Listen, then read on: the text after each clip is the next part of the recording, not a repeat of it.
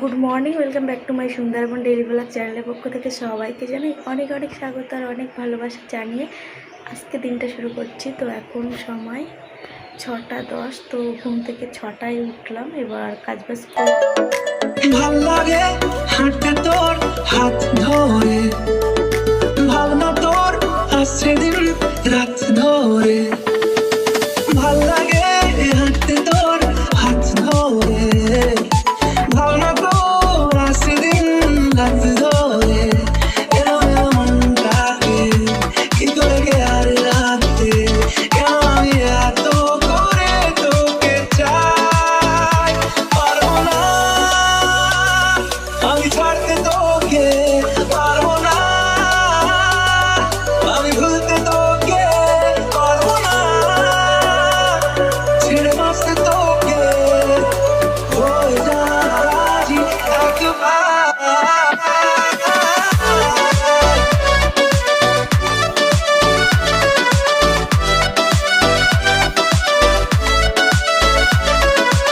এদিকে উঠোনটা ঝাড় দিলাম আর এদিকে দেখো পাখাটা গোবর দিয়ে দিলাম।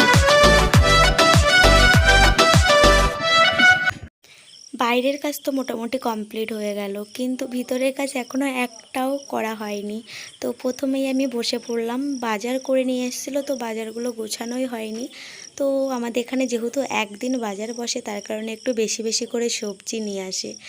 আর এদিকে দেখো এবার গোছানো হয়ে গেছে সবজিটা, এবার উঠে গেলাম খাটে।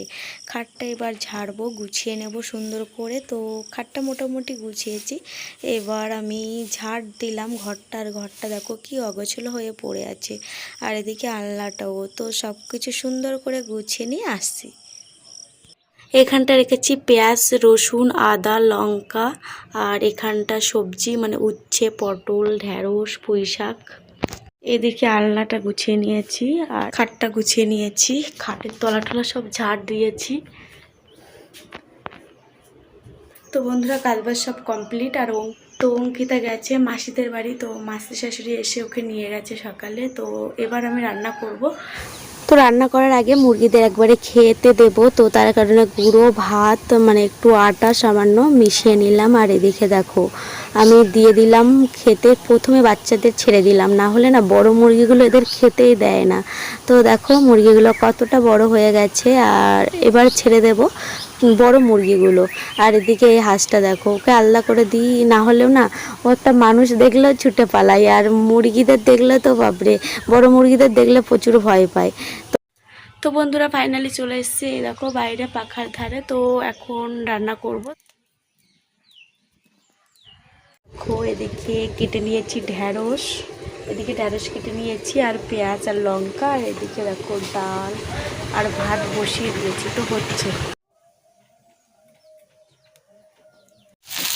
তো বন্ধুরা এইমাত্র রান্নাটা কমপ্লিট হলো, এই দেখো এদিকে ডালটা হয়ে যাচ্ছে আর এদিকে ভাজাটাও হয়ে গেছে। কালকে রাত্রে মাংসের তরকারি দেখো কতটা বেঁচে গেছে, তো এগুলো এখন গরম করব, করে দুপুরে একবারে খেয়ে নেব।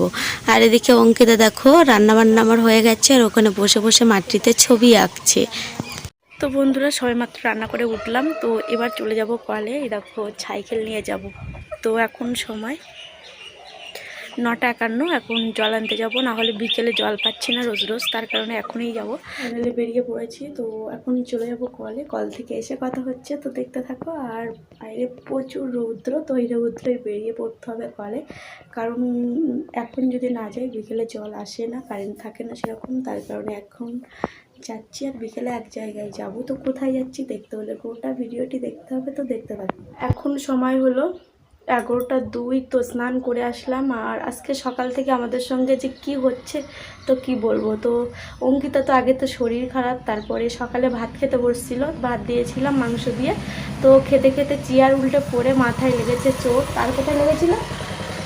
মাথায়, হাত একদম এতটা মানে ছালিয়ে গেছে, রক্ত বেরিয়ে গেছে, এরকম ছুলে গেছে। তো তারপরে ওখান থেকে যাই কেটে গেল। তারপরে গেলাম তো রান্নাবান্না করে কলে গেলাম। তো কল থেকে এসে দুজনে স্নান করতে গেছি, তো স্নান টান করা হয়ে গেছে, হয়ে মানে ঘাট থেকে উঠছিলাম। আর আমাদের তো দেখেছো কাঠের ঘাট, তো আমি উঠেছি আর ও আস্তে আস্তে উঠছিল।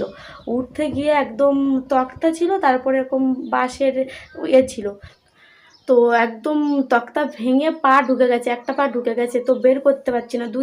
তো এখন অঙ্কিতাকে স্নান তো করিয়েছি, এখন শুয়ে আছে, তো ব্যথা করছে বলছে অল্প অল্প। তো ওকে এখন আমি ভাত খাইয়ে ওর জ্বরের ওষুধ, তারপরে ওষুধগুলো খাইয়ে দেবো। আর ওর বাবা আসলে যদি মনে হয় ভালো লাগছে তাহলে বাড়ি রাখবো, আর যদি ব্যথা যন্ত্রণা করে তাহলে আবার ডাক্তারের কাছে নিয়ে যাব। তো আমি এখন ঠাকুর পুজো টুজো দেবো। তো এখানেই ব্লগটা এন্ড করছি, আবারও দেখা হবে নেক্সট কোনো ব্লগে। তো সবাইকে টাটা। তো ভাল লাগছে না, ইচ্ছা হচ্ছে না, ভেবেছিলাম আজকে সারাটা দিন শেয়ার করব, তো করতে পারলাম না, তার জন্য আমি দুঃখিত। আর যদি পারি, যদি অঙ্কিতা সুস্থ থাকে তাহলে অবশ্যই বিকালে শেয়ার করব কোথায় যাচ্ছি। তো টাটা।